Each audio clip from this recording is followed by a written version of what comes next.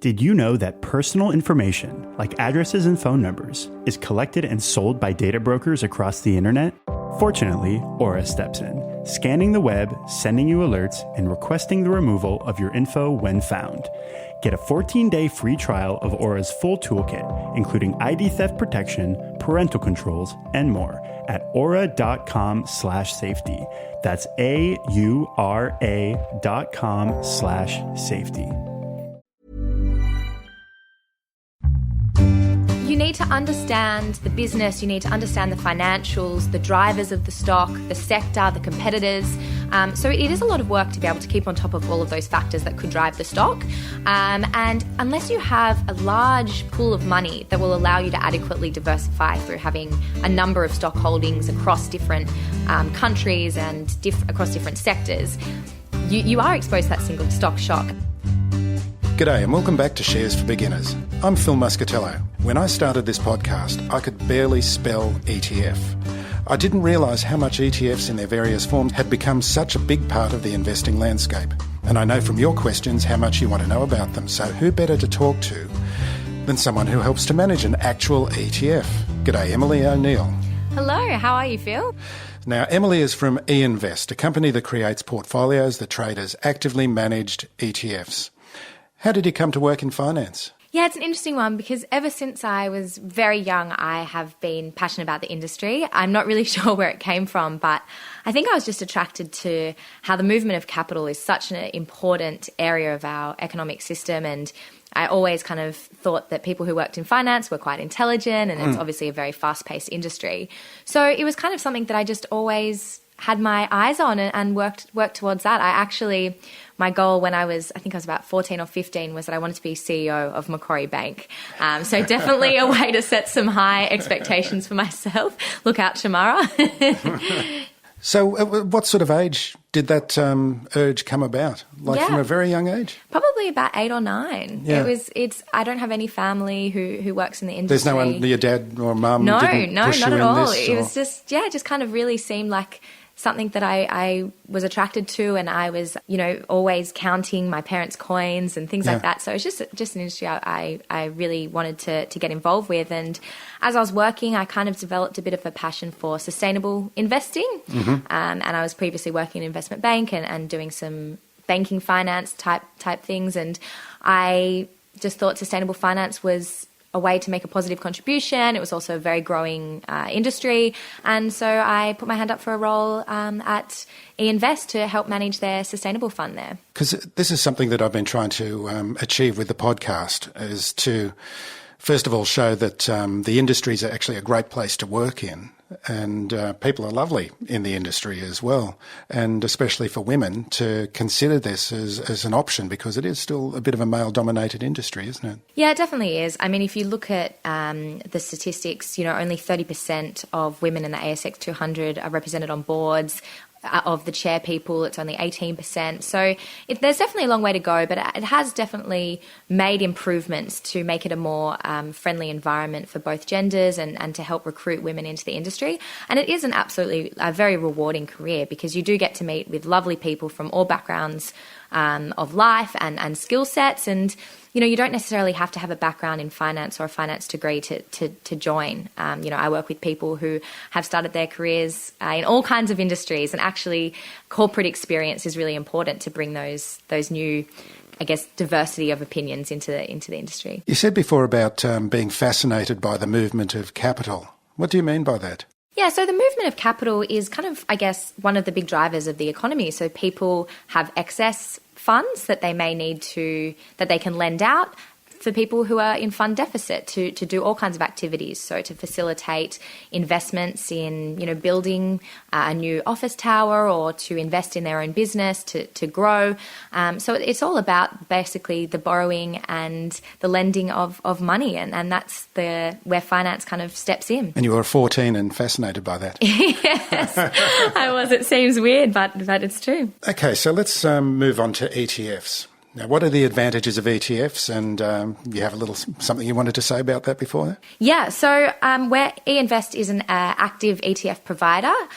So I just wanted to quickly say that we will be just making general comments here only. It's not financial advice. So make sure you consult a professional and read the PDS at einvest.com.au before And anyone would be an idiot to listen to me for for financial advice. But yeah, so basically, so we think ETFs are a great way to provide exposure to the stock market. So it stands for exchange traded funds, and basically it's a portfolio of a bunch of holdings that you can easily buy and sell on the stock exchange, just like you would buy any other stock on the market. So they're a great way to diversify your portfolio because you get exposure to certain sectors or to certain indices. And we're particularly an active ETF provider. So what that means is you're getting professional management of the portfolio, so they're stock picking, if you like. Okay, so with ETFs, you're buying a basket of stocks. You're not confined to one single share, are you? It's all put together for under some kind of philosophy. Is that how it works? Yeah, that's exactly right. So you get basically, when you buy a unit or a value on through an ETF, you're actually buying a portfolio of different companies. So there's all different types of ETFs. So you have passive ETFs, which look to track an index or to a certain sector. Give us an example of something like that. Yeah, so for example, you might have a ETF that tracks the ASX 200 or buys the technology index, for example. Or you can have an actively managed portfolio like IMPQ, which is the fund that I help to manage, listed on the stock exchange. And that is basically focused on small and middle companies that are contributing to what we call a sustainable future. So you can get exposure to really interesting parts of the stock exchange, basically, through just buying one name on the stock exchange. So what's the difference between an ETF and a managed fund? So they can be similar. An active ETF is a managed fund. So it's basically, there's portfolio managers who help to stock pick, buy and sell different stocks.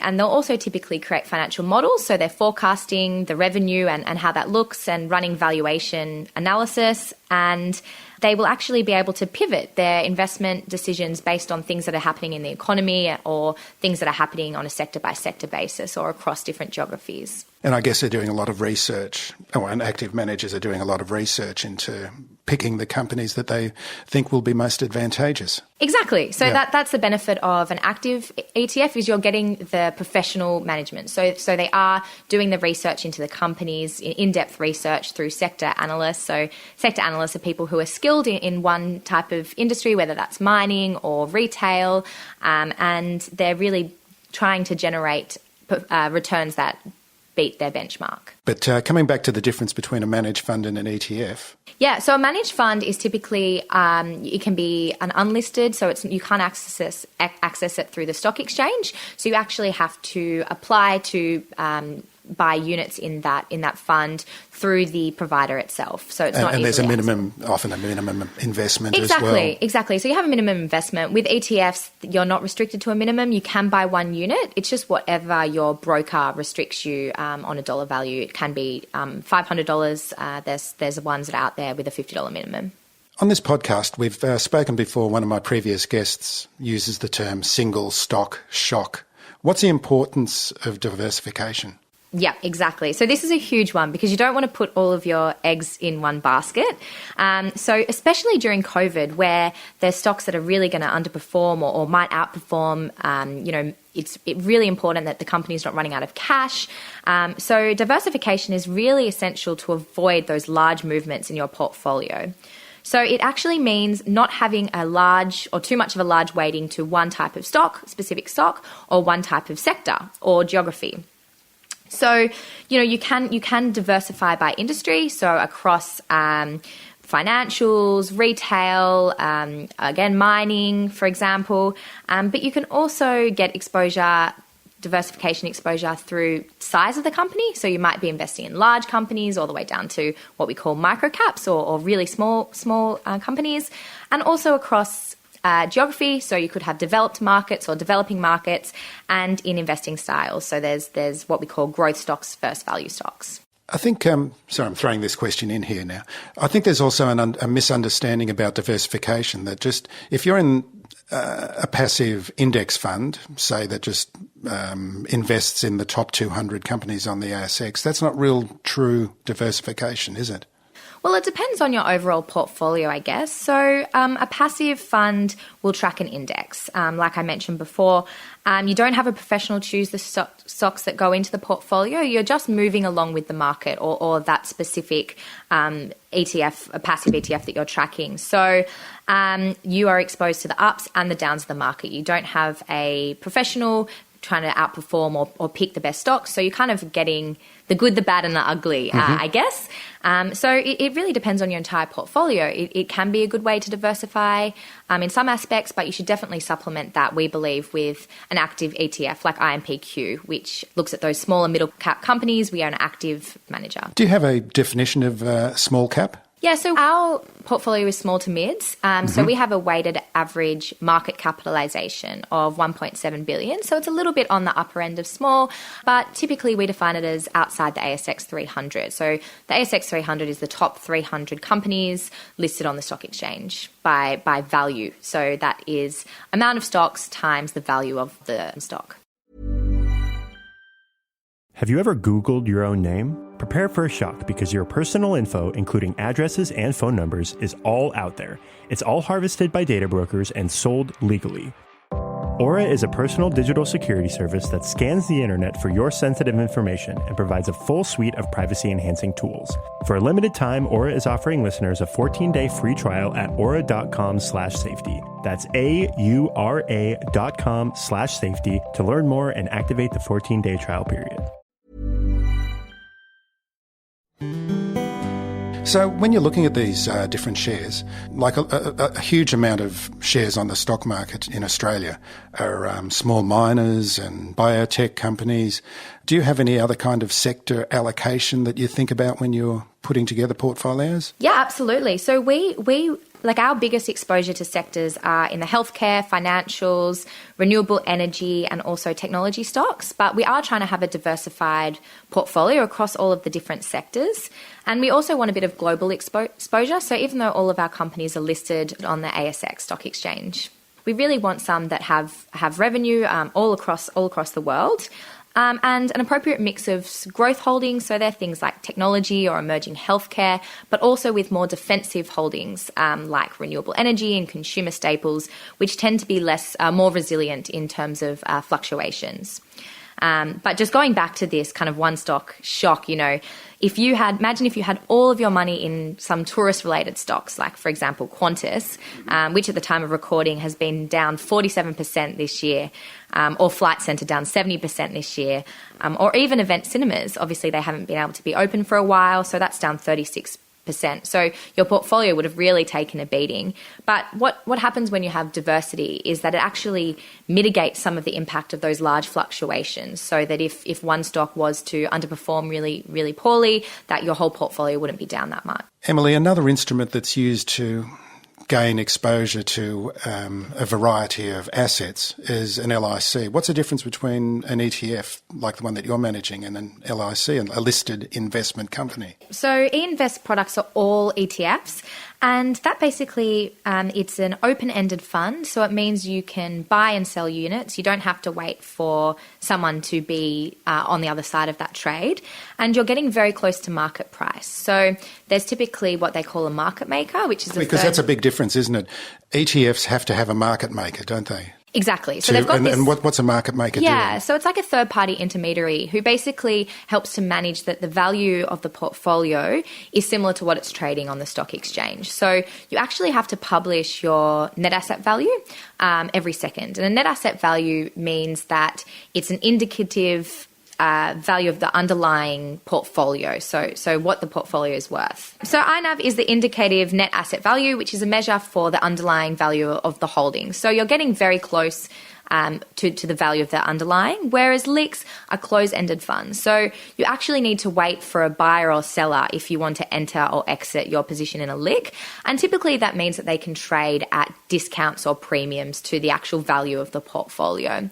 And they also don't have to publish their holdings every day. They legally have to publish it once a month. Mm-hmm. So you are getting a little bit more transparency when you invest in an ETF, because you can see the holdings on a weekly basis. So to put it simply, an ETF when you're buying or selling it, it's based on the actual value right at that moment, whereas an LIC might be trading at a discount or a premium. Is that Exactly, the case? yeah. So ETFs, you're getting very close to market value, whereas LICs, because you have to wait for that seller to buy in or for a buyer when you sell out, can trade at those discounts or premiums. Yeah. Okay, so you're talking about your interest in ESG. What is ESG? Yeah. So I'm very passionate about ESG. It's what got me into this role, and it basically stands for the environmental, social, and governance performance of a company's operations and products and services. So when we talk about environment, we're thinking about things like pollution and greenhouse gas emissions, water management, the circular economy, which is really topical at the moment. And in social, it's all about the treatment of employees and their customers. So product safety, access and affordability, and also engagement of staff. In governance, we're talking about the board. So that's the management of organisation, diversity, independence, cybersecurity risks, and those type of things. Can you give us an example of a particular company? We have heaps of examples of ESG-related companies. So we call our sustainable future enablers stocks that are really focused on generating positive, sustainable outcomes to society and to the environment. So stocks in this example is Fluence, which is a water management company, and they're basically delivering decentralized water systems that can be dropped and deployed super fast all over the developing and developed world, and it provides fresh water to those who really need it. So that's an example. Obviously, water scarcity is a huge issue at the moment, and that helps to tackle one of those issues. So they're the types of companies that we're looking for that are really having a positive difference. So governance, that's an interesting one as well. Can you just go in a little bit deeper into governance? Yeah, definitely. And maybe an example of a company that's got really good governance that you can show as an example. Yeah, so governance is the typical, if you think about historical ESG investing, it does focus around governance. So you're wanting to make sure you have an independent board who's acting in the best interest of long-term shareholders. You want to make sure you have a diverse range of skills and backgrounds in the organisation, because they tend to outperform. We're really focused on gender diversity. We know that that's a huge issue that's been going on in corporate world. So only 18% of chairs in the ASX 200 are females. And typically when there's a company that has less than 30% or less than 50% even, we'll write to those management and we will say, we really would encourage you to appoint an independent female director. Here's some suggestions. And in some cases, we might vote against them at the annual general meeting if we don't think that they're taking their active steps. In terms of, I actually don't know if I can give a good example of governance because there's no perfect company, I guess. Yeah. But we're actively looking for them to continue to improve. So that also includes things like disclosure, making sure they're giving clear and transparent information to shareholders. Well, that brings me to my next question, which is about Michael Fraser. Do you know Michael Fraser? No, I don't. Apparently he does ESG research.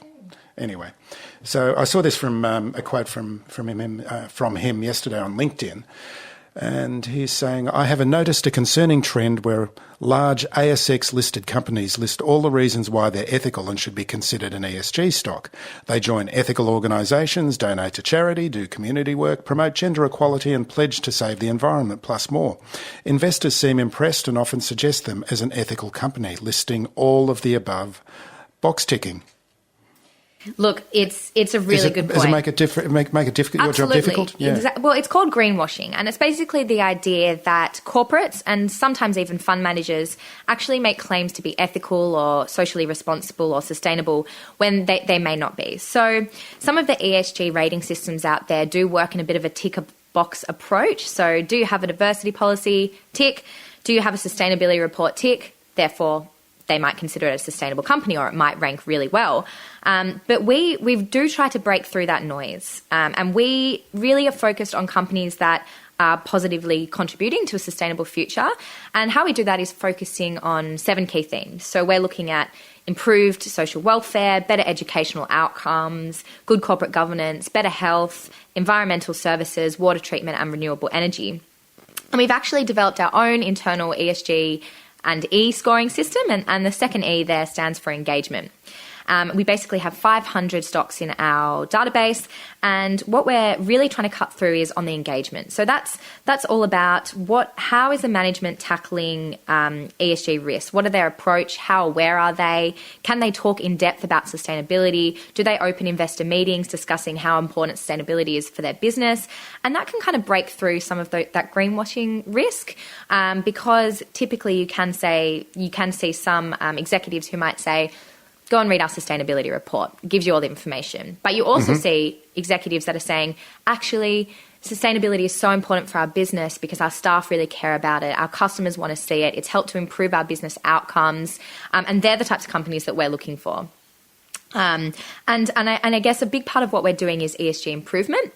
So that's all about helping those management teams improve their sustainability outcomes. So we're typically working with companies to help them encouraged to discuss their material business risks and what they should be disclosing. An example is a recent community provider of community housing, and we've been working with them to help them discover what are the material, environmental and social risks of their business and how to best disclose those risks. This is what I found really interesting about this industry. When I came into it, I thought I'd find a lot more red meat capitalism. But everyone's a social justice warrior these days. And it's really collaborative. People are really working together because I guess the key goal is to improve the social environmental performance of our society. So. And I think a big part of it as well is how staff and customers are treated. That's the S part of it, That's isn't the it? S. And actually... That's really important, isn't it? Because so many companies have not been leaders in this area. And it's something that kind of got a little bit missed from ESG investors previously. But obviously with the COVID pandemic, we've actually seen social become a lot more in focus. And that's because we want to make sure that corporates are keeping their staff safe if they're having to go back to work. It was really interesting to see how they dealt with their supply chain. So whether they were just cancelling orders or whether they're actually still working with their suppliers to give the best outcomes for both companies, and also keeping their customers safe. Customers that needed hardship, have they been dealing with that? And are they providing that support and easy access to talk to a customer service representative if their customers need it? And that's really going to have huge impacts to the corporate reputation and ongoing customer acquisition going forward. And no one's going to escape your laser-like focus on this. Exactly. It is a key component of what we're looking for. Okay, you've started investing in the stock market. Now, how do you track trades, dividends and distributions and all those other goodies? Throw away those clunky spreadsheets with ShareSite. I have my portfolio in ShareSite and everything is automatically recorded. Go to sharesite.com/shares for beginners and sign up now for a 7-day free trial before taking advantage of 4 free months. That's sharesite.com/shares for beginners.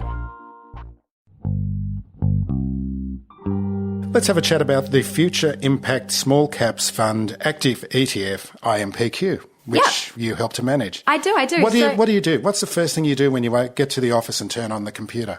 Well, What's your day like? My day is I get up, I'm looking at the news, I'm looking at company announcements, I'm looking at our portfolio, what's happened overseas, and day to day is really... we do financial models on all of our companies that we're investing in, and also engaging with management, making sure, they are keeping up with their ESG requirements. We're, doing in-depth analysis and research on the companies.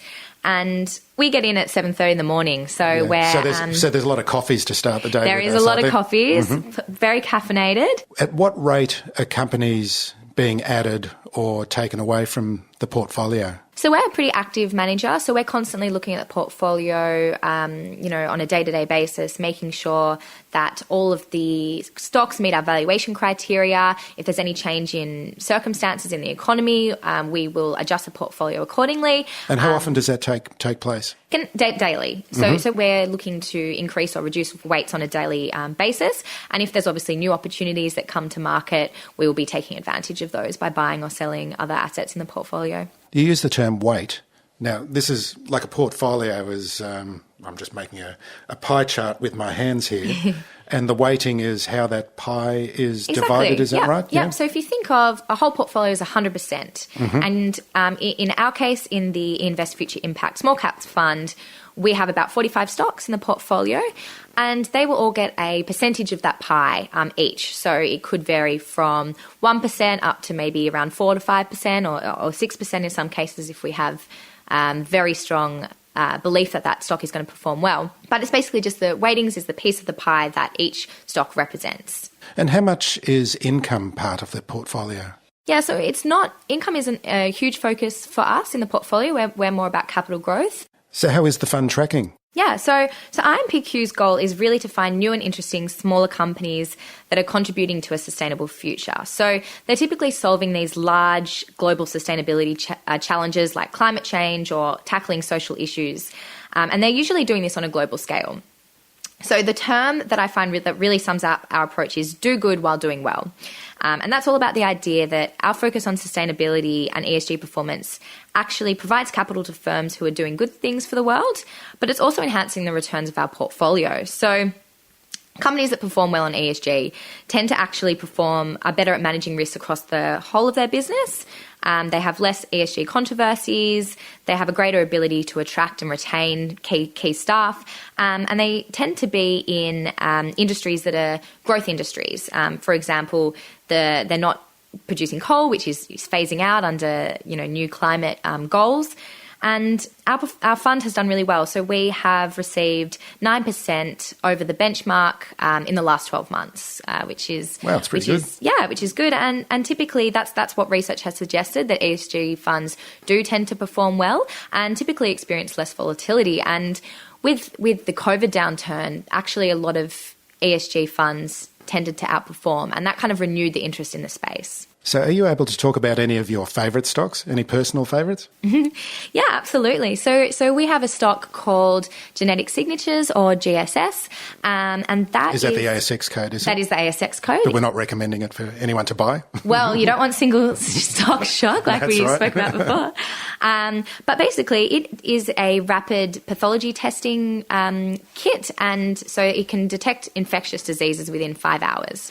And what it was actually able to do is, when the COVID crisis hit, is able to include the COVID test in their kits, which had really strong performance for the fund, which is great. Another really great example is Mesoblast, and that is a company. They've got a lot of press lately, haven't they, Mesoblast? Yeah. So they treat ARDS, which is acute respiratory distress syndrome, and obviously that is with the COVID crisis, lung infection and ARDS is really prominent there. And some of the initial tests have shown a lot of improvement in patients who've had ARDS and using the Mesoblast treatment. Getting back to your fascination with the movement of capital, this is what's happening, isn't it?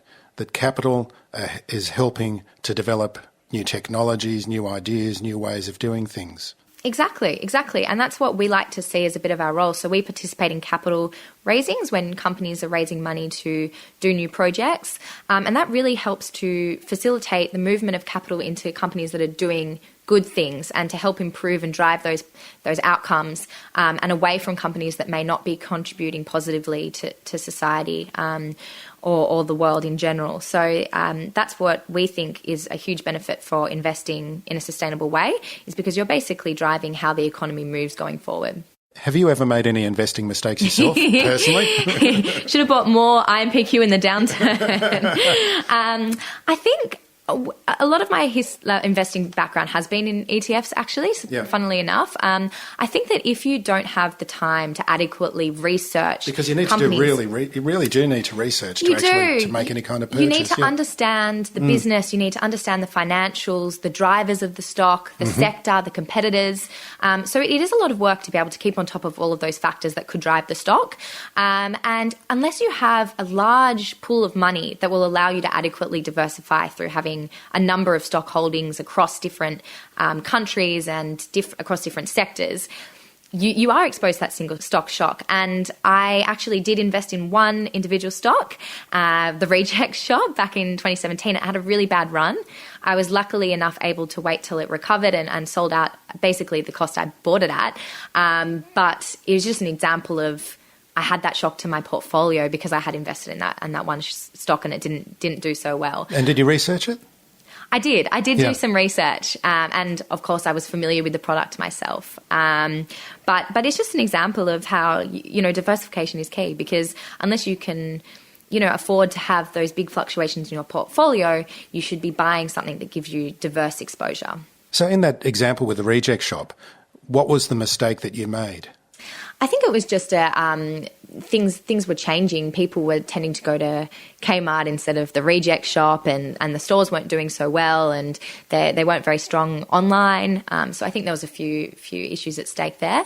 But yeah, you learn your lesson, and I buy IMPQ. I think it's a great fund for diversification in small and mid-cap stocks, and eInvest has a great range of products. So what sort of advice would you give first-time investors? I think the first part is actually education, which is why I feel you're really helping people out there to make smart choices with their money. So it's all about me. It's not about the listeners. I'm trying to learn. Exactly, but that's the first step. You need to be able to understand how the stock market even works, because people dedicate their careers and their education to understanding. So I think just understanding the basic drivers on why shares can move up and down, what sectors will be impacted during economic shocks, and if you don't understand it, you probably shouldn't be investing in it. That's the reality. So always understand the risk with investments and your risk profile, because that's also very important. And like I said, unless you have the time and adequate funds to be able to diversify, you're probably best getting exposure through a portfolio of companies. Yeah, one of my previous guests, he's got a great quote, and I keep on repeating it, is match your risk to your experience. Yeah, absolutely. So just in terms of your knowledge of business, let's talk about the babysitting matching business that you run. How old were you when you were doing that? I would have been maybe about 19 or 20, actually. And you started your own business. I did. That's great. Yeah, so I saw a bit of a need out there because, at the time, there was only two ways you could engage a babysitter, and that was through an agency, which is typically quite high hourly costs, or you could go on Gumtree and you could kind of find an individual who's advertising their services, or, pull a number off a telegraph pole if they had an advertisement out there. But there wasn't really a middle ground. So what I developed was a online system that really allowed a matching portfolio. So all the babysitters had been screened for certain things. I'd met with them, I had discussed, I was familiar with them, and the parents were able to come to me and I'd match them up with a babysitter for a one-time cost. And that really taught me so many things about what I'm doing now. It definitely taught me to specialize in a niche and do it well, provide great customer service so people want to come back, and word of mouth is super important. But also just the importance of culture of your team. So if you work if you have employees who are really passionate about what they're doing and they really enjoy working with you, they want you to do better, and they will help you, they will work with you to try and improve your business as well. So they're the kind of key things that I learned, and culture is something that you just can't really put a price on in business. Would another aspect of that be many businesses now are software as service companies? I know that's not exactly what that was, but the ways of doing business are very different these days, aren't they? And that would be an example of a new way of doing business that you were undertaking with that enterprise. Exactly. So it's there's a lot more online connections, obviously, as you would know. You can get all types of products through online without having to even see a person face to face. So how do you still ensure that the customer experience is top notch? Because you don't have someone sitting there who's trying to guide you through it. So customer experience is super important. If they need help, how easy is it to access that help? And how quick are they able to access your service? So they're all really important things when you're thinking about facilitating an online business. But in my case, it was a very human capital intensive business because it's all about relationships and people. So even though there was that online platform, you still had to connect with them, maybe over the phone, and you were having babysitters who would meet them face to face. So still that human interaction was really important. So just before we go, Emilie, that you've set up a special landing page for listeners of this podcast that's going to have a lot more information. Absolutely. So if you want any more further information on ETFs or eInvest and IMPQ, which is the fund that I help to manage, you can go to www.einvest.com.au/shares for beginners, and we'll provide all of the links and content there. So thank you. Emilie O'Neill, thank you very much for coming on the podcast. Thanks for having me, Phil. The company and or guest has contributed to the costs associated with producing this episode of Shares for Beginners. Shares for Beginners is for information and educational purposes only. It isn't financial advice, and you shouldn't buy or sell any investments based on what you've heard here. Any opinion or commentary is the view of the speaker only, not Shares for Beginners. This podcast doesn't replace professional advice regarding your personal financial needs, circumstances, or current situation. Thanks to Christopher Soulos for music production with that special Greekalicious flavour. Remember, music always flows, even when the money won't.